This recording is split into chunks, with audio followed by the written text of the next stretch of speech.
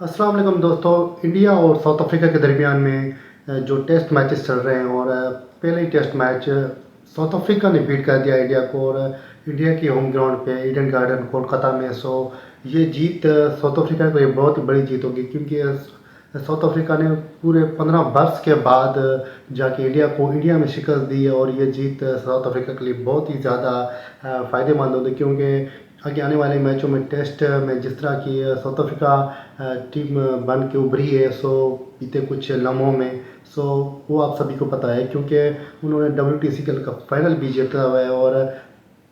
और जो कि इंडिया, नो डाउट इंडिया के गौतम गंभीर साहब कहते हैं कि हमारी टीम से 3 टीमें बन सकती हैं। वो उसमें कोई दो राय नहीं है कि इंडिया एक दुनिया की नंबर 1 टीम बन सकती है। और इंडिया ने बीते कुछ लम्हों में बहुत ही ज़बरदस्त क्रिकेट खेली ओवरऑल। लेकिन अगर आप अपने होम ग्राउंड्स पे अगर दूसरी टीम को शिकस्त नहीं दे सकते, तो फिर आपके 2 या 3 टीम बनाने का कोई जवाज़ नहीं बनता।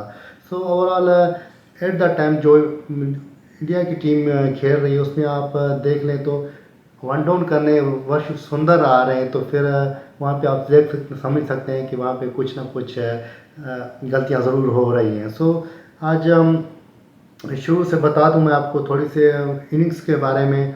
सो साउथ अफ्रीका पहले खेलते हुए 159 रन बना के ऑल आउट हुई है। उसके नतीजे में जब इंडिया दूसरी इनिंग में आई है, तो इंडिया ने 189 रन बनाए हैं, और जिनके नतीजे में इंडिया 40 रनों से आगे रहा है साउथ अफ्रीका से। तो तीसरी इनिंग में जब साउथ अफ्रीका बैटिंग करने आया, तो साउथ अफ्रीका ने सिर्फ 153 रन ही बनाए, वो फिर दोबारा से ऑल आउट हो गए। लेकिन तीसरी इनिंग में जब साउथ अफ्रीका ने बैटिंग की है, तो उनमें सबसे ज़्यादा रन सिर्फ टिम्बा बामुमा के थे, जिन्होंने 55 रन बनाए हैं। सो ओवरऑल साउथ अफ्रीका की बैटिंग लाइनअप नीचे आके तो मार्को जॉनसन और मॉडर भी अच्छी बैटिंग कर लेते हैं, लेकिन मार्करम भी फेल हुए हैं, उस पर रिकल्टन भी फेल हुए हैं। सोजी भी सिर्फ 2 रन बना के आउट हुए हैं। लेकिन सिर्फ 123 रन का टारगेट था इंडिया को, लेकिन इंडिया 123 रन ही नहीं बना पाई। और तीसरे दिन ही सिर्फ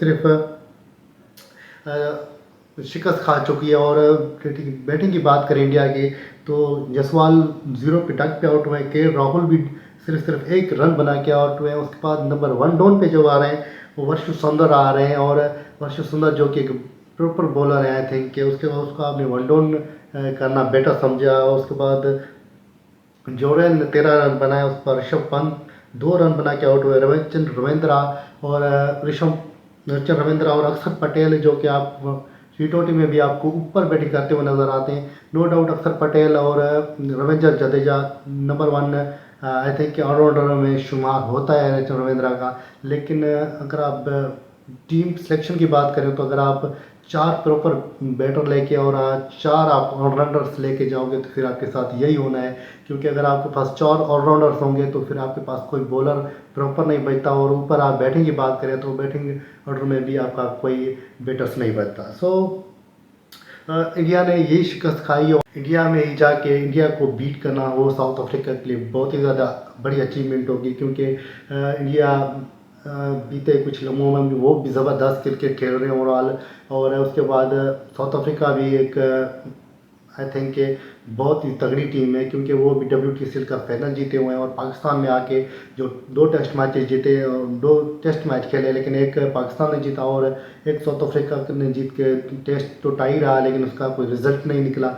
लेकिन उसके बाद इंडिया में जाके इंडिया को पहला टेस्ट मैच हरा चुके हैं। और लेट्स सी क्या होता है अगले मैच में। और रात को मैच खेला जाना है फिर से पाकिस्तान शाइन्स का और इंडिया की शाइन्स का। लेट्स सी उसमें क्या होता है। और